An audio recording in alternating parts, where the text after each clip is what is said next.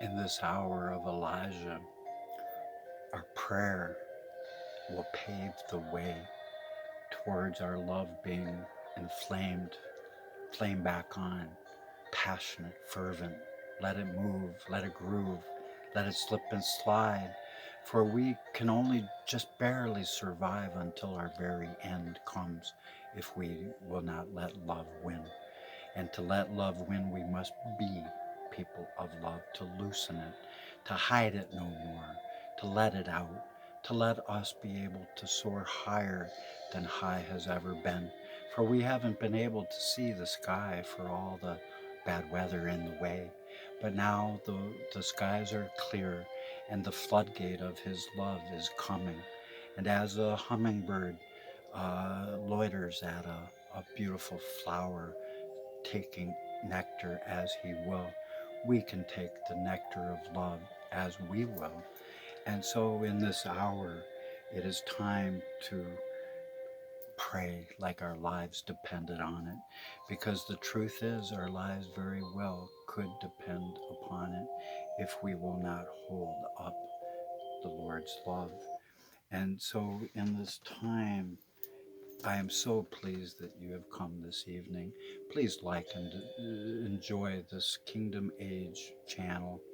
And realize now that if you pray in distress and in your need, then you might also pray in the fullness of your joy, and in your days of abundance will you celebrate. It is time for the celebration of celebration, the great jubilee of jubilees, for the Lord has unveiled his mystery of Revelation 10:7, and all nations are now the Lord's. He has revealed himself as a Lord God who has no favoritism, who loves none above any other. And so, what is prayer but the expansion of yourself into the living either? And if it is for your comfort to pour out your darkness into space, it is also for your utter delight to pour out your prayer from the dawning of your heart. And if you cannot but weep when your soul summons you to pray, then you should, if prayer should spur you again and yet again through weeping, you shall come laughing, for joy shall come in the morning.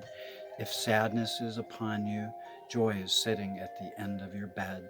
And if joy is in your heart, then sadness is sitting at the end of your bed. But when you pray, you rise to meet love in the air, the true Lord God of all. And you will meet those who are praying at that very hour, and those who will save in prayer that you might not even meet. Therefore, let your visit unto the temple invisible within your heart be nothing but ecstasy and sweet communion as you open your heart wide to receive. And if you should enter into it to humble yourself, you shall not be lifted, for the rock will fall on those who will not fall on the rock. So be not ground into a powder, or even if you should enter into that rock to let it grind you into a powder, know that you should then be begging for the good of others so that you will not be squished. It is enough that you can enter into the temple invisible. No one can teach anyone words how to pray, but if you speak in an unknown tongue, speak that language. It is edification to your own spirit. Love yourself, people, because He does not love us. He absolutely adores us. He is dedicated and faithful to us to the end. And so I cannot teach you the prayer of the seas, nor can I teach you the prayer that is found on the living mountain, the mountain of the Lord's love, the mountain of the crystalline sea of blessedness, the mountain where his love shall be revealed and removed from off all nations, so that we will learn the ways of war no more as we allow his spirit to come. So hold your hat to your heart and realize that the Lord wants us to tip our hat and be a little cocky, a little bit confident of ourselves, knowing that His love within us is the only answer, the only solution to all of our problems. And so know that it's time to listen in the stillness of the night, and then you will hear all the angels and the hosts around, and they shall say, Our God, who art our winged self, it, it is your will in us that wills us to walk in love. And it is your desire within us that we desire and be passionate in those desires. And it is you urging our hearts that we would turn our nights that used to be cursed, used to just survive the dark night of our souls, but now they are yours, and you will turn those nights into days, shining bright, which are also yours. We cannot ask you for nothing, for you know our needs before they ever come to our mind.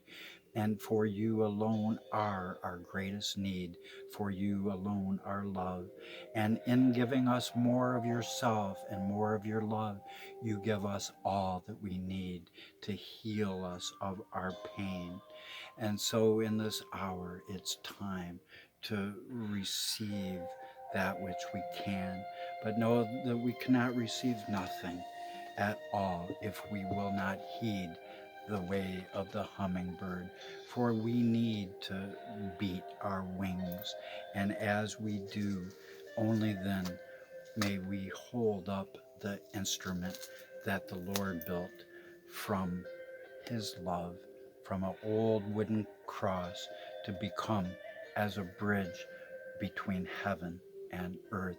So the great vortex of the whirlwind of His blessedness will fill our sails, for the tide of His love is with us, and the waves of His blessedness will crash onto our backs as our sails are filled with His hopes for a new future of the lion and the lamb, roaring as softly as a little itty bitty kitty's softest whispering purr.